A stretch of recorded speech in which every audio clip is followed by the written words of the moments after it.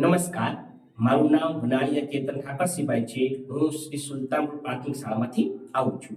મેં આ નવતર પ્રયોગમાં એટલે કે ઇનોવેશનમાં ભાગ લીધેલો છે અને તેમાં મારો મુખ્ય વિષય છે કે સરળ બનાવીને શીખવીએ.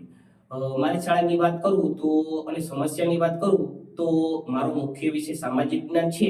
તેમાં સામાજિક વિજ્ઞાનમાં અમુક પ્રકરણો એવા છે જે ખૂબ જ લાંબા આવે છે, અમુક મુદ્દા એવા હોય છે જે કઠિન હોય છે, બાળકોને અટપટા લાગે છે અને તેના જ કારણે છે વિદ્યાર્થીઓ છે સામાજિક વિજ્ઞાન વિષયમાં અમુક રસ ઓછો દાખવે છે.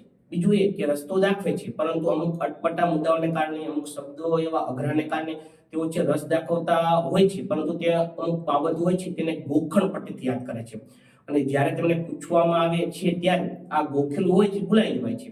એટલે તે પરીક્ષા વખતે અથવા જે મૌખિક બાબત આપણે મૌખિક પરીક્ષા વખતે તેઓ ભૂલી જાય છે અને સચોટ જવાબ આપી શકતા નથી. તો મેં આ સમસ્યાને ધ્યાનમાં રાખી અને એવું વિચાર્યું કે બાળકો છે આ વિષયમાં રસ દાખવતા થાય. બીજું એ કે જે તેમને અટપટા શબ્દો લાગે છે, કઠિન શબ્દો લાગે છે, કઠિન મુદ્દાઓ લાગે છે, તે મુદ્દાઓને તે સરળ રીતે કઈ રીતે સમજી શકે તે માટે મેં ઘણા બધા એવા અલગ અલગ પ્રયત્નો કર્યા કે જેના કારણે બાળકો સામાજિક વિજ્ઞાન વિષયમાં રસ દાખવતા થાય, તેઓ રમતા રમતા યાદ રાખી શકે, સરળ રીતે યાદ રાખી શકે અને પરીક્ષા સમયે તે સારી રીતે લખી શકે. તો મારી વાત કરું તો મેં એના માટે ઘણી બધી એવું કવિતાઓ દર્શાવી છે, જે મુદ્દાને લગતી ઘણી બધી એવી કવિતાઓ બનાવી છે જે સામાજિક મુદ્દાને આવરી લેતી હોય તેવી કવિતાઓ બનાવી છે. બાળકો છે એ ફકરો યાદ રાખવાને બદલે આ કવિતાઓ યાદ રાખે છે અને તેમાંથી જે અમુક અમુક મુખ્ય મુદ્દાઓ છે તેને યાદ રાખી શકે છે. બીજું એ કે ઘણું બધું એવું સાહિત્ય બનાવ્યું છે જેમાં મુખ્ય મુદ્દો આવી જતો હોય, પેટા મુદ્દો પણ આવી જતો હોય, તો મુખ્ય મુદ્દો અને પેટા મુદ્દાને યાદ રાખી તો સરળ રીતે બાળકો છે લખી શકે છે અને મુદ્દાને દર્શાવી શકે છે. કેટલાક મુદ્દાઓનું મેં એક પાત્ર અભિનય દ્વારા સમજાવી દીધા છે. કેટલાક મુદ્દાઓ એવા છે જે સવાલ દ્વારા તેઓ યાદ રાખી શકે છે. કેટલીક ક્વિઝો અને કેટલાક રમકડાઓ અને કેટલીક રમતો પણ બનાવેલી છે. આ બધા મુદ્દા બનાવવાનું કે સાહિત્ય બનાવવાનું એક જ કારણ છે કે બાળકો છે સામાજિક વિજ્ઞાનમાં રસ લેતા થાય. બીજું એ કે સામાજિક વિજ્ઞાન વિશે તેમને કઠિન લાગે છે, અઘરો લાગે છે, યાદ રાખવામાં સરળ રીતે યાદ રાખી શકતા નથી.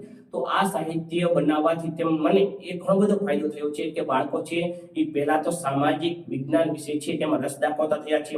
ત્યારબાદ જે અલગ અલગ પ્રકારની કવિતાઓ બનાવી છે, મુદ્દાને લગતી જે અલગ અલગ પ્રકારની કવિતાઓ બનાવી છે, આ કવિતાનો જે ઉપયોગ કરે છે અને તેના દ્વારા તે કોઈ પણ ટોપિકને યાદ રાખી શકે છે.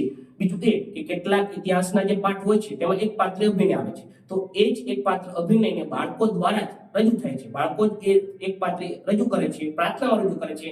તેના કારણે છે તે આ રીતે નહીં પરંતુ એક પાત્ર અભિનય કરીને તે મુદ્દાને યાદ રાખી શકે છે.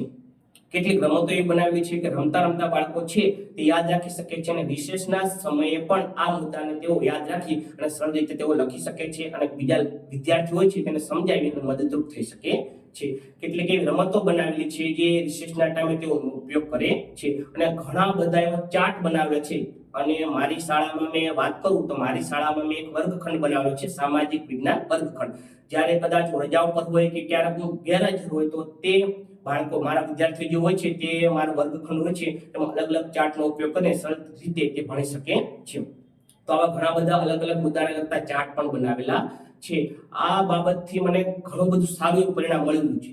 પ્રથમ પરિણામ એ મળેલું છે કે જે સામાજિક વિજ્ઞાનની જે બાળકો છે એ રસ ઓછો લેતા હતા અને જે બાળકો એવા હતા કે જે યાદ રાખતા હતા પરંતુ ગોખીને યાદ રાખતા હતા, તો તેઓ સરળ રીતે રમતા રમતા યાદ રાખી શકે છે અને ગોખણ પટ્ટીને તેઓ ભૂલી રહ્યા છે.